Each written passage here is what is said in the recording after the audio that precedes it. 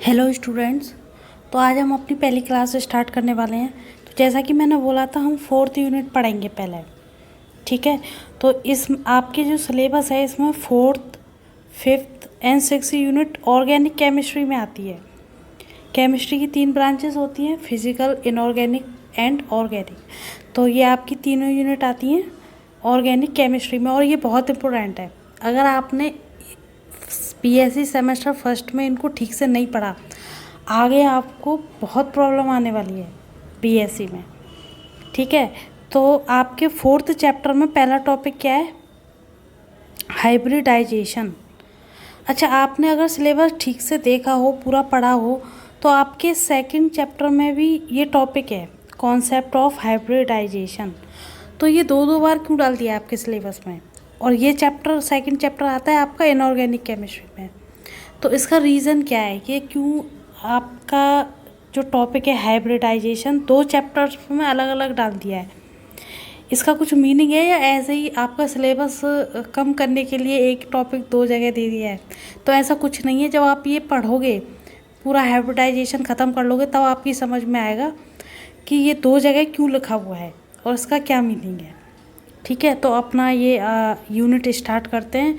आप अच्छे से देखना, नोट्स बनाना, और कुछ बातें जो है वो लिखी हुई नहीं होंगी, मैं बोलूँगी, उनको आप अपनी नोट्स में, अपनी कॉपी में मेंशन करना। तो चलिए स्टार्ट करते हैं अपनी फोर्थ यूनिट। तो देखो, यहाँ पे आपको क्या दिख रहा है? ये CH4 है और ये NH3 है। CH4 मॉलिक्यूल है और ये NH3 मॉलिक्यूल है, और ये कौन सा मॉलिक्यूल है? Water molecule. इन सब की आप ज्योमेट्री और स्ट्रक्चर देख रहे हो। ये NH3 है, इसमें एंगल कितना है? 107.3 डिग्री। ठीक है। और CH4 में एंगल कितना है? 109.5। और वाटर में एंगल कितना है? 104.5। तो ये जो मॉलिक्यूल्स है ना, कैसे पता लगा हुआ कि इनकी ज्योमेट्री ऐसी है? तो इनकी ज्योमेट्री को एक्सप्लेन करने के लिए टाइम टू टाइम बहुत सारी थ्योरीज आती रही। तो उसमें से सबसे पहली थ्योरी थी बैलेंस बॉन्ड थ्योरी, जिसको BBT बोलते हैं, बैलेंस बॉन्ड थ्योरी। ये आपने 12th क्लास में भी पढ़ी है। उसी का मैं थोड़ा रिकैप देती हूँ यहाँ पर, उसके बाद अपना हम टॉपिक स्टार्ट करेंगे। तो ये क्या है? Valence bond theory. Valence bond theory क्या कहती थी, पहले वो समझ लेते हैं। देखिए, बैलेंस बॉन्ड थ्योरी ने जब स्ट्रक्चर एक्सप्लेन करे थे, तो सबसे सिंपल मॉलिक्यूल उठाया था, H2 मॉलिक्यूल। और बैलेंस बॉन्ड थ्योरी ने ये बोला था कि ये H2 मॉलिक्यूल जो बना है ना, ये ऐसे बना है कि हाइड्रोजन की जो बाहरी ऑर्बिटल्स हैं, बैलेंस शेल ऑर्बिटल्स, उन्होंने आपस में ओवरलैप किया है। ये 1s ऑर्बिटल है हाइड्रोजन HA की, और ये मान लो ये B है, तो ये 1s ऑर्बिटल हाइड्रोजन B की है। तो इन दोनों ने ओवरलैप किया और इस तरह से इन दोनों के बीच में बॉन्ड बना। ऐसे ही दूसरा एग्जाम्पल था F2। इसमें क्या था? P ऑर्बिटल ने ओवरलैप किया था।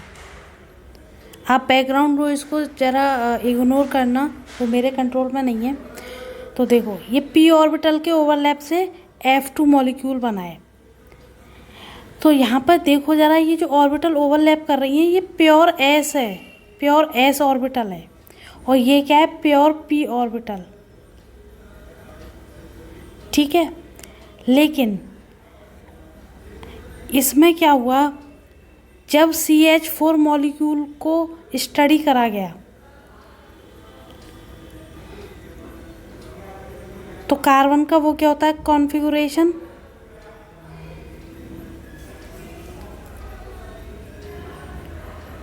To H2 2P2। इसका कॉन्फ़िगरेशन देखो ज़रा, ये होता है ना? यहाँ पर 2 इलेक्ट्रॉन्स हैं और यहाँ पर 2 इलेक्ट्रॉन्स हैं। अब क्या है कि एक इलेक्ट्रॉन जो है वो इस पी ऑर्बिटल में चला जाएगा एक्साइटेड होके, तो सब ऑर्बिटल्स में एक एक इलेक्ट्रॉन पहुंच गया। अब हाइड्रोजन एटम में कितने हैं? 4, और ये 4s ऑर्बिटल हाइड्रोजन की, यानी कि 4 हाइड्रोजन एटम, इनमें एक एक इलेक्ट्रॉन है। इन्होंने क्या किया, इसके साथ ओवरलैपिंग करी। ये px है, ये py है और ये pz ऑर्बिटल है, इनकी आपस में ओवरलैपिंग हुई और CH4 मॉलिक्यूल बना। अब यहाँ पर दिक्कत ये थी कि जो p ऑर्बिटल्स होती है ना, उनकी शेप कैसी होती है, वो p ऑर्बिटल एक दूसरे के परपेंडिकुलर होती हैं। देखो ये मान लेते हैं y एक्सिस है हमारी, और ये ये है x मान लेते हैं, और ये इस तरफ मान लेते हैं z एक्सिस। ठीक, तो ये हमारी कौन सी हो गई, py ऑर्बिटल, और ये ऑर्बिटल कौन सी हो गई हमारी, px ऑर्बिटल। इनके बीच में तो 90 डिग्री का एंगल है p ऑर्बिटल्स के बीच में, और हाइड्रोजन एटम आएगा इनसे और ओवरलैपिंग कर लेगा कुछ इस तरीके से। देखो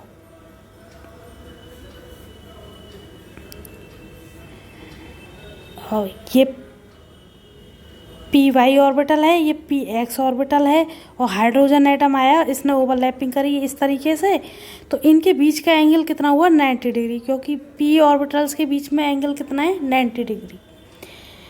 तो इस हिसाब से आपके CH4 मॉलिक्यूल जो है उसका स्ट्रक्चर कैसा होना चाहिए।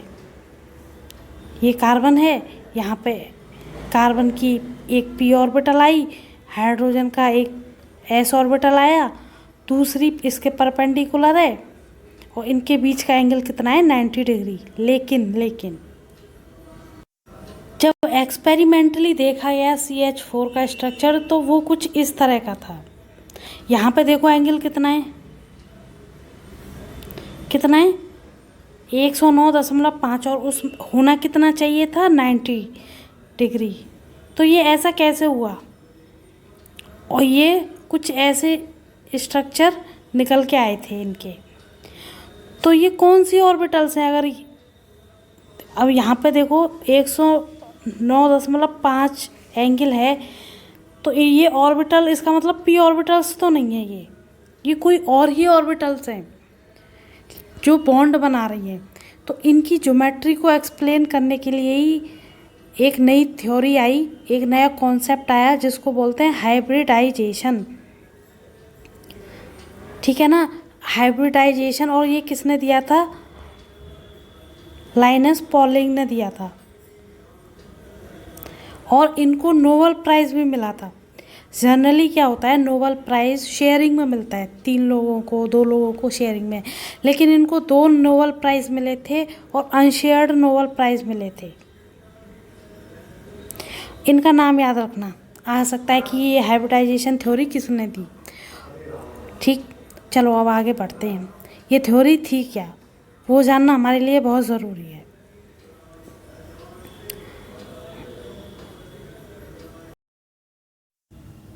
अब पॉलिंग ने हाइब्रिडाइजेशन थ्योरी से इस चीज़ को एक्सप्लेन कैसे किया, पहले वो समझते हैं।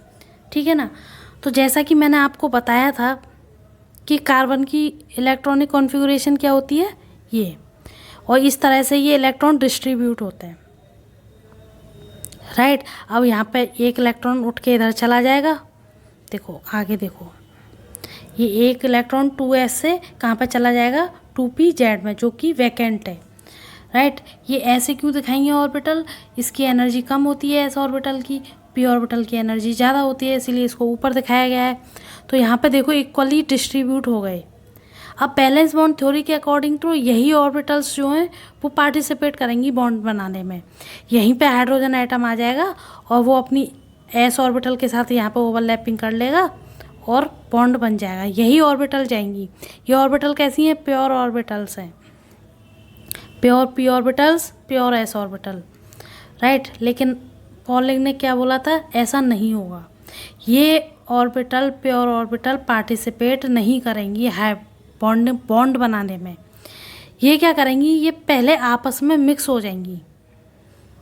ये क्या करेंगी, आपस में मिक्स हो जाएंगी। ये आपस में मिक्स होंगी। कितनी ऑर्बिटल मिक्स हो रही है देखना ज़रा, 1 2 3 4, 4 ऑर्बिटल मिक्स हो रही हैं तो 4 नई ऑर्बिटल बनेंगी। ये आपको बात ध्यान में रखनी है, जितनी ऑर्बिटल मिक्स होती हैं उतनी ही नई ऑर्बिटल्स बनती हैं और उनका नाम क्या है, sp3 हाइब्रिड ऑर्बिटल्स। ये ऑर्बिटल का स्ट्रक्चर तो आपको मालूम है, px py और pz, जो 3D में हम यहाँ दिखा नहीं सकते, इसीलिए इनका स्ट्रक्चर कैसा है, कुछ इस तरीके से। ये y है, ये x है। लेकिन जब ये मिक्स होकर नई ऑर्बिटल्स बनाती हैं तो उन नई ऑर्बिटल का स्ट्रक्चर कैसा होगा, वो कुछ इस तरीके से होता है, एक लोब बड़ा और एक लोब छोटा। देखो यहाँ पे बना हुआ है, ये एक लोब बड़ा है और ये एक लोब छोटा है। इस तरीके की ये 4 ऑर्बिटल हैं, 1 2 3 4। और कौन कौन सी ऑर्बिटल मिक्स हुई हैं, एक s और 3 p, इसीलिए इसको नाम दिया गया है sp3 हाइब्रिड ऑर्बिटल। अब p ऑर्बिटल्स के बीच में एंगल तो 90 डिग्री होता है, लेकिन इन ऑर्बिटल्स के बीच में जो एंगल देखा गया वो निकला था 109.5 डिग्री, राइट। तो इस तरीके से हाइब्रिडाइजेशन ने ये हमारी जो मॉलिक्यूलर ज्योमेट्री है, एटॉमिक मॉलिक्यूलर ज्योमेट्री, वो एक्सप्लेन कर दी थी।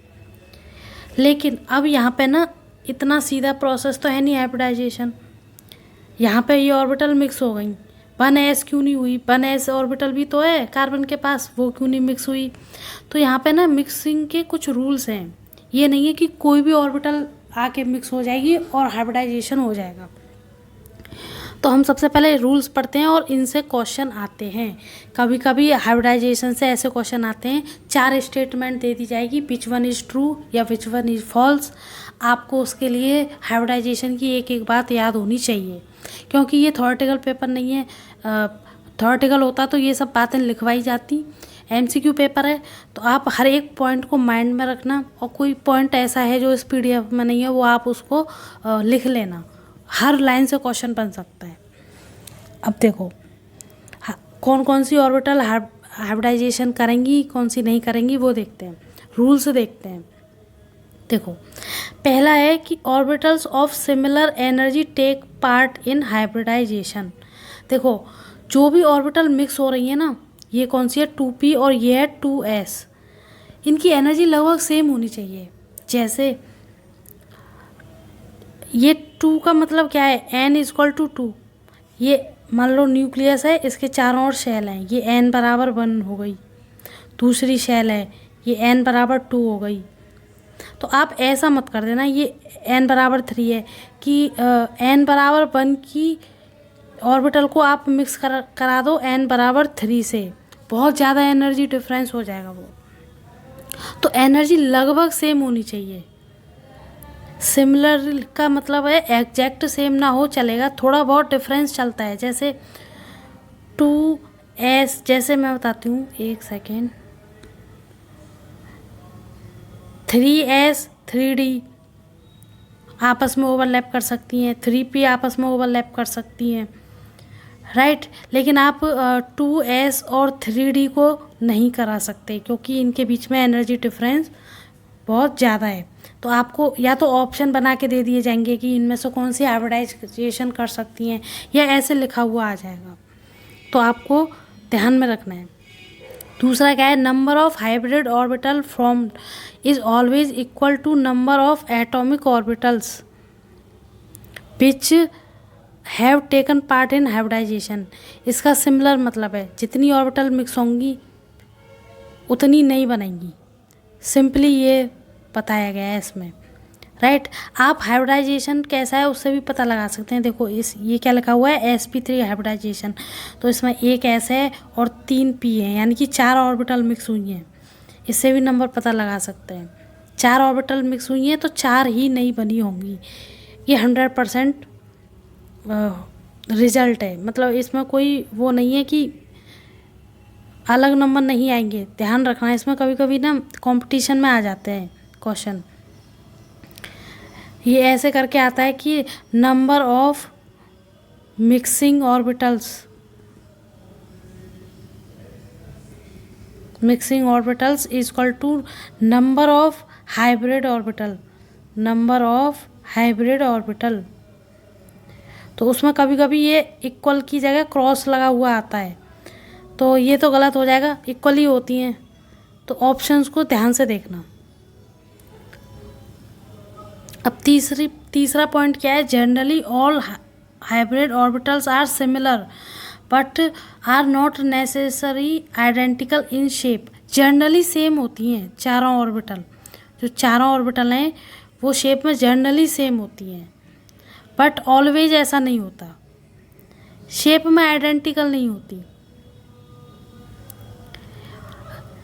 Similar hybrid orbital are similar का देखो, इन हाइब्रिड ऑर्बिटल में जो इलेक्ट्रॉन डेंसिटी होती है ना वो सब में सेम होती है। जितनी भी हाइब्रिड ऑर्बिटल बनेंगी उसमें इलेक्ट्रॉन डेंसिटी सेम होती है, ये सिमिलर होती हैं, लेकिन शेप में थोड़ा आगे पीछे हो सकता है, वो आगे देखेंगे हम।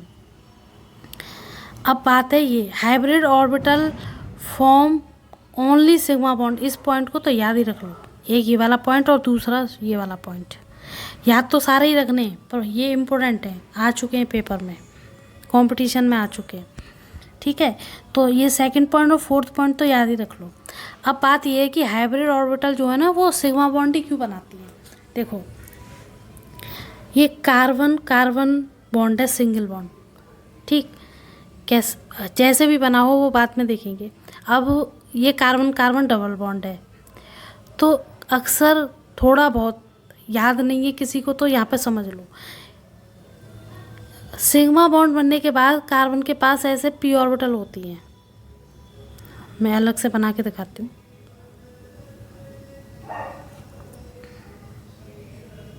ये पी ऑर्बिटल्स होती हैं, ये ओवरलैप करती हैं तब बनता है पाई बॉन्ड, ठीक है। ये यहाँ से ओवरलैप करेगी, ये यहाँ से ओवरलैप करेगी।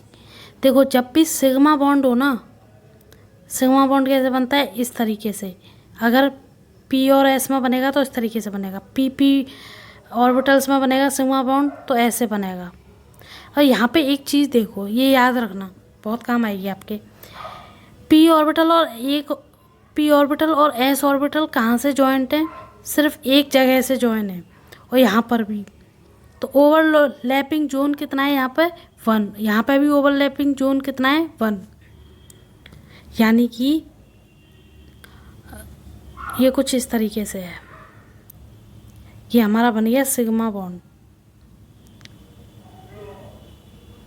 और अगर पीपी ऑर्बिटल सिग्मा बॉन्ड बनाएंगी तो वो कुछ इस तरीके से बनाएंगी, ठीक है। लेकिन जो पाई बॉन्ड होता है वो कैसे बनता है, वो इस तरीके से बनता है, दो पी ऑर्बिटल आई, ऊपर से भी ओवरलैप होगा और नीचे वाला लोब भी ओवरलैप करेगा। यहाँ पे देखो दो जगह से ओवरलैपिंग हो रही है पाई बॉन्ड में, ठीक। तो इस तरीके से होता है ये। अब हाइब्रिड ऑर्बिटल क्यों नहीं बनाती, मैंने अभी आपको शेप बनाया था, ये देखो ये लार्जर लोब है, ये स्मॉल लोब है।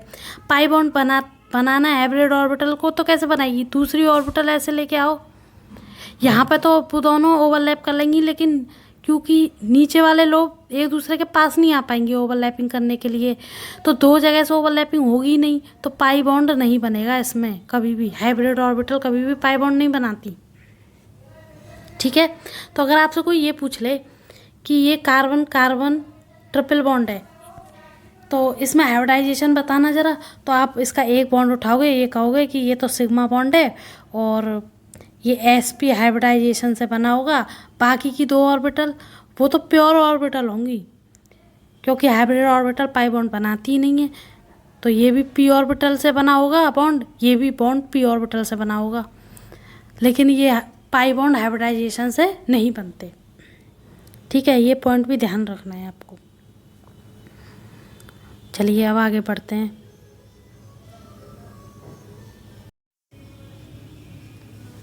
अब ये यहाँ पे आपको sp sp2 sp3 ऑर्बिटल, ये टाइप ऑफ हाइब्रिडाइजेशन है, मैंने sp3 का आपको डिटेल में बताया था, यहाँ पे sp2 और sp का दे रखा है। अब देखो यहाँ पर पिक्चर से आपको क्लियर हो जाएगा, ये 2s ऑर्बिटल है, ये 2px है, इस एक्सिस पर इनका हाइब्रिडाइजेशन हुआ आराम से। कितनी ऑर्बिटल मिक्सिंग हुई है यहाँ पे? 2 ऑर्बिटल मिक्स हुई हैं, एस और पी। पी की एक ही ऑर्बिटल है पी एक्स वाली, तो 2 नहीं बनी है ऑर्बिटल। इन दोनों में से एक की शेप उठा के ऐसे बनाया गया है। देखो ये स्मॉल लोब है और ये लार्ज लोब है। इस पर पॉजिटिव साइन होता है और इस पर नेगेटिव साइन होता है। और ये टोटल कितनी बनी है? 2 ऑर्बिटल बनी है अगर एस पी हाइब्रिडाइजेशन है तो। बाकी इसकी ये कैरेक्टरिस्टिक है। S P hybrid orbital are completely equivalent and symmetrical. दोनों जो बनी है ऑर्बिटल वो इक्विवेलेंट है एंड सिमेट्रिकल है। Energy of S P hybrid orbital is more than S orbital but less than P orbital. ये सारे कैरेक्टरिस्टिक पॉइंट्स आपको याद रखने हैं, ध्यान रखना। Less than P orbital. अब ये वाला पॉइंट मैं समझाती हूँ डिटेल में। इसमें लिखा हुआ है ये जो एस पी ऑर्बिटल है इसकी एनर्जी एस ऑर्बिटल से ज़्यादा होती है, ठीक है। इसकी energy more than S orbital but less than P orbital. आपको ऑर्डर लगाने को आ जाए। ऐसा क्यों हुआ? तो देखो ये डिपेंड करता है एस कैरेक्टर पर। कैसे? जो न्यूक्लियस है ना उसके सबसे क्लोज कौन सी ऑर्बिटल होती है? S orbital. और जैसे जैसे दूर होते जाते हैं न्यूक्लियस से उसकी जो है एस कैरेक्टर जो है वो घटता चला जाता है और एनर्जी क्या होती है? कम होती चली जाती है, राइट। अब यहाँ पर देखो एस कैरेक्टर किस में जाता है? बाकी सब छोड़ दो, इसको इन तीनों को देखते हैं। S, S P, P. ये एस ऑर्बिटल है सबसे ज़्यादा 100% एस कैरेक्टर। इसमें क्या है? 50% एस है और 50% पी है, राइट। और हमने ऊपर देखा भी था, यहाँ पर देखो एस की एनर्जी कम होती है और पी ऑर्बिटल की एनर्जी ज़्यादा होती है, राइट। तो मोर एस कैरेक्टर लेस एनर्जी। तो यहाँ पे ये इस तरीके से होगा एस, एस पी। यहाँ पर तो बिल्कुल एस कैरेक्टर नहीं है तो इसकी एनर्जी सबसे ज़्यादा होती है। इस तरह से ये अरेंज किए जाते हैं। ऑर्डर आ सकता है, आप ध्यान रखना। These two sp hybrid orbitals are collinear. Angle between hybrid orbital is 180। अब देखो ये हाइब्रिडाइजेशन ने एंगल एक्सप्लेन कर दिया ना। ये दो बनी है ना, तो 2 ऑर्बिटल अपने एक दूसरे से ना मैक्सिमम डिस्टेंस पर रहेंगी। और वो कब पॉसिबल है? अगर 2 ऑर्बिटल हैं तो 180 डिग्री एंगल बनाएंगी तब पॉसिबल है वो। एंगल भी याद रखना है। Shape of SP hybrid orbital is Oval. ये भी आपको याद रखना है। ये जो शेप है ना इसको नाम दिया गया है ओवल शेप।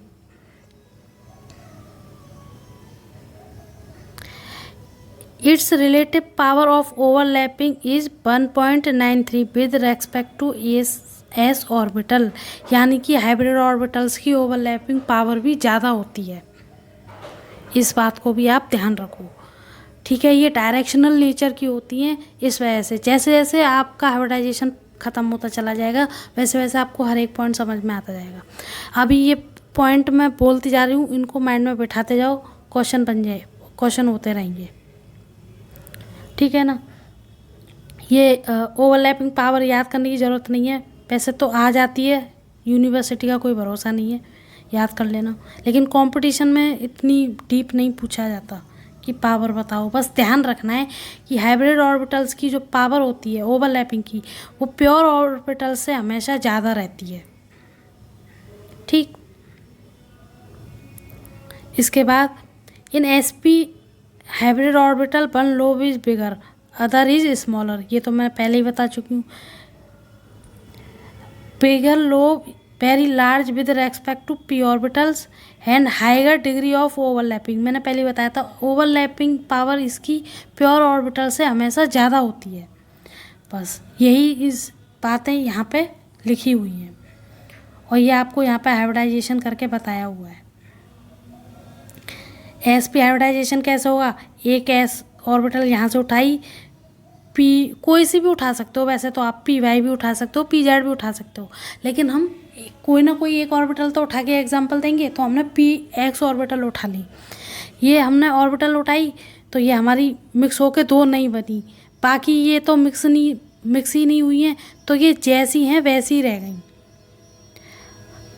जो मिक्स हुई ऑर्बिटल हैं उनकी शेप क्या है, ये रही, और बाकी की परपेंडिकुलर ही रहेंगी। फिर इन दोनों के बीच में एंगल कितना रहेगा, 90 डिग्री ही रहेगा। फिर तो sp ऑर्बिटल हाइब्रिड ऑर्बिटल, एक तो ये रही एक ये रही, इनके बीच का एंगल कितना हो गया 180 डिग्री। बची ये, इनके बीच का एंगल कितना हो गया 90 डिग्री, क्योंकि ये हाइब्रिडाइजेशन इन्होंने नहीं किया है। इस तरीके से इन स्ट्रक्चर्स को ध्यान से देखना, तभी ज्योमेट्री समझ पाओगे आप। तो इस तरीके से बॉन्ड बनता है, और इसका एक एग्जाम्पल है, कौन सा है, सी ट्रिपल बॉन्ड सी, यहाँ पे लग गया H, यहाँ पे लग गया H। ये कैसे बना होगा, ये कार्बन की sp हाइब्रिडाइज ऑर्बिटल आई होगी, सिग्मा बॉन्ड की इस वाले की, ये तो पार्टिसिपेशन कर ही नहीं रही हैं, और यहाँ से एक H एटम अपनी s ऑर्बिटल लेके आया, उसने हाइब्रिडाइज यहाँ पे ओवरलैपिंग करी, दूसरा H एटम अपनी s ऑर्बिटल लेके आया, उसने यहाँ पे ओवरलैपिंग करी, और इस तरीके से ये CH3CH बॉन्ड बना। इनके बीच का एंगल कितना है 180 डिग्री, ध्यान रखना। तो ये जो ज्योमेट्री एक्सप्लेन की करी है हाइब्रिडाइजेशन की, अब मैंने आपको sp का बता दिया, sp3 का भी एग्जांपल बता दिया, sp2 का आप खुद स्टडी करना है यहाँ पे, ठीक, वो मैं आपके लिए छोड़ती हूँ, वरना वीडियो काफ़ी लंबी हो जाएगी, उसमें कुछ ना समझ में आए तो पूछना। यहाँ पे ये देख लो इसको एक बार, sp2 का ये s ऑर्बिटल है, कैसी होती है, वो तो सारी डायरेक्शन में होती है। ये 2p ऑर्बिटल ले ली, कौन सी, x और z, ये तीनों ऑर्बिटल मिक्स होके इन्होंने 3 ऑर्बिटल बनाई, कौन सी, एक तो ये रही 1 2 3, इनके बीच का एंगल कितना बना 120 डिग्री। इसकी भी कैरेक्टरिस्टिक्स हैं, ये पढ़नी है, पढ़ लेना, सिमिलर सी कैरेक्टरिस्टिक्स होंगी इनकी, बस एंगल चेंज होते रहेंगे, ठीक है। उसके बाद ये, तो हमारे पास जो हाइब्रिडाइजेशन के टाइप हैं वो कितने हैं, अभी तक कितने देखे हमने, sp sp2 sp3, क्या इतने ही टाइप होते हैं बस, बिल्कुल नहीं, बहुत सारे टाइप होते हैं हाइब्रिडाइजेशन के, वो देखते हैं अब।